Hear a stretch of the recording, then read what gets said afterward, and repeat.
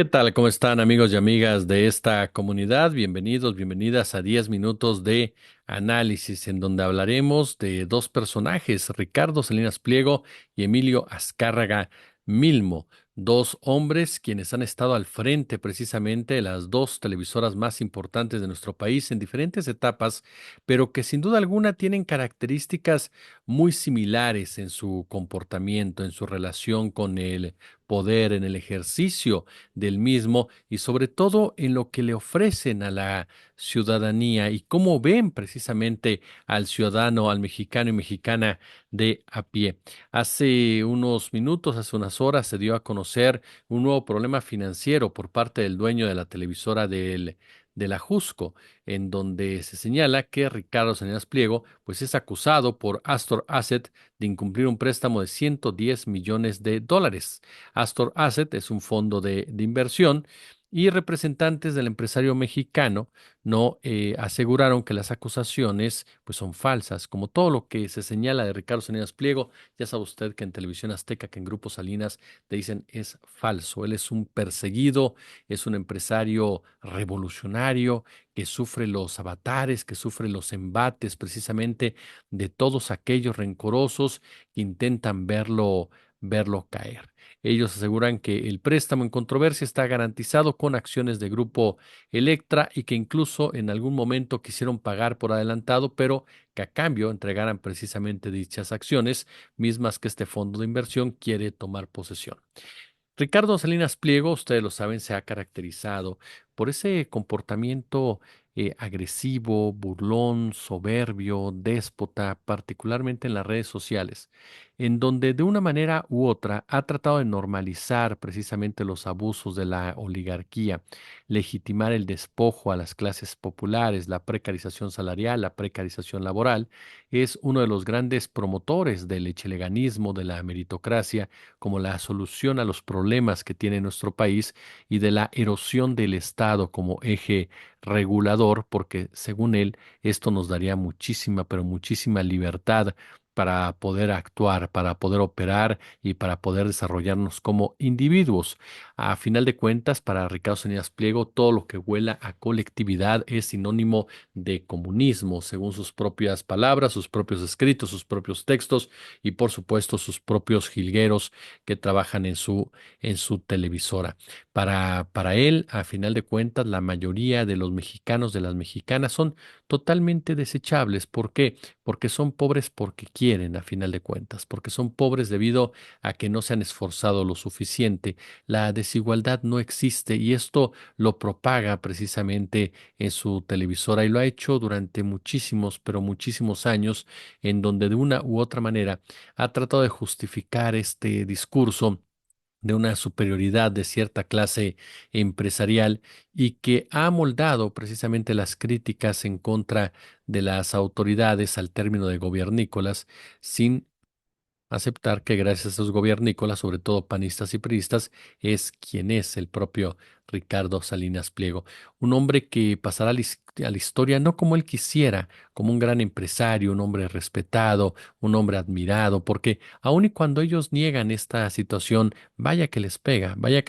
cuando los evidencian, vaya que les pega cuando los cuestiona, sobre todo a aquellos que no representamos absolutamente nada para ellos, aquellos que según su propia visión no tendríamos por qué tener el derecho en ningún sentido de levantar la voz, de ejercer precisamente algún tipo de demanda, porque el hecho de que él le deba un fondo de inversión, bueno, esa es responsabilidad de él, por supuesto, y de sus asesores y de la manera en cómo se ha comportado, pero el hecho de que utilice mal una concesión para su propio beneficio y afecte de una u otra manera políticas públicas, pues ya nos involucra a todos. El hecho de que no pague impuestos, por supuesto que también nos involucra a todos y cada uno de nosotros. Pero el comportamiento de Salinas Pliego tiene este antecedente, el antecedente del señor Emilio Azcárraga Milmo, que en paz descanse, un hombre todopoderoso que encabezó la expansión de Televisa a los años de oro realmente de la televisora de San Ángel y Chapultepec,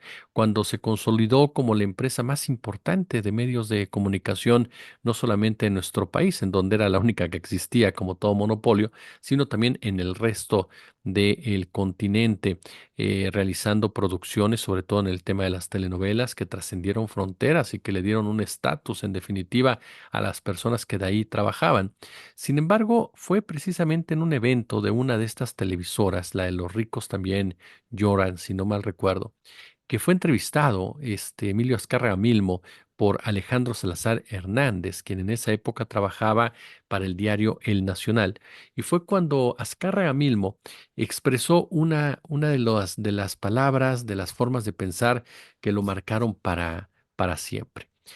Por supuesto que él insistía en que Televisa no estaba vinculado al poder, ni mucho menos a la política, aun y cuando Televisa jugó un papel determinante en el control narrativo de la sociedad. Pero algo que llamó mucho la atención fue cuando en esta entrevista le dice a este reportero, México es un país de una clase modesta muy jodida que no va a salir de jodida. Para la televisión es una obligación llevar diversión a esa gente y sacarla de su triste realidad y de su futuro difícil. La clase media, la media baja, la media alta, los ricos como yo, no somos clientes, porque los ricos no compramos absolutamente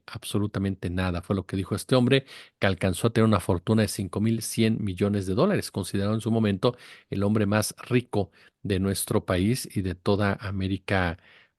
Latina. En pocas palabras, dijo, nuestro mercado en este país es muy claro, la clase media popular, la clase exquisita, muy respetable, puede leer libros, dice, que lea libros, que lea Proceso para ver qué dicen de Televisa. Estos pueden hacer muchas cosas que lo diviertan, pero la clase modesta, que es una clase fabulosa y digna, no tiene ninguna otra manera de vivir o de tener acceso a una distracción más que la televisión. La condescendencia por parte de un empresario, por parte de otro cacique de los medios de comunicación, el hecho de catalogar a las personas de un estrato social como personas desechables, como personas que consumen cualquier cosa y como personas que tienen que estar ahí toda su vida, porque no olvide que a final de cuentas estos empresarios jamás veían por el desarrollo de sus propios empleados, lo veían era para el empobrecimiento eterno. ¿Por qué? Porque como decía como decía el propio Oscar Milmo, pues era parte de su mercado, al que menos le convenía que la sociedad se desarrollara o que la sociedad tuviera mejores ingresos, era este personaje que por eso mismo llevaba a cabo verdaderos escenarios en donde romantizaba la pobreza, en donde romantizaba la meritocracia, en donde romantizaba precisamente el no tener que comer y en donde incluso creaban verdaderas historias lacrimógenas para que pareciera en muchos sentidos que eso era lo que tenía que hacer. ¿Por qué? Porque en el tiempo, en la historia, siempre había habido ricos, había habido pobres, y la pobreza no era una cuestión de desarrollo, no era una cuestión de igualdad de oportunidades, no era una cuestión de responsabilidad por parte del gobierno, no era una cuestión de una mejor distribución de la riqueza, no, era una cuestión de suerte. Quien había nacido pobre, pues había tenido la mala suerte de haber nacido pobre. Dos empresarios de los medios de comunicación, dos empresarios que manejaron los medios de comunicación a su antojo, dos empresarios que muestran el mismo perfil de caciques, dos personajes que fueron parte medular, sobre todo sus empresas del neoliberalismo, para poder justificar precisamente a esta forma de gobierno que benefició de una manera contundente, sobre todo a Salinas Pliego, y que ya Televisa con el hijo de Azcárraga Milmo, con Azcárraga Gayam, jugó un papel mucho más soterrado, si usted quiere, mucho más discreto, pero sumamente importante, a tal grado que fue uno de los principales impulsores y creadores de este personaje llamado Enrique Peña Nieto, quien alcanzó la presidencia de la República. Pero en el caso concreto del tigre y la pantera, como se les nombró cuando se desató la famosa guerra de las televisoras, lo único que podemos decir es que son dos personajes que han explotado de una manera sumamente, pero sumamente desleal, sumamente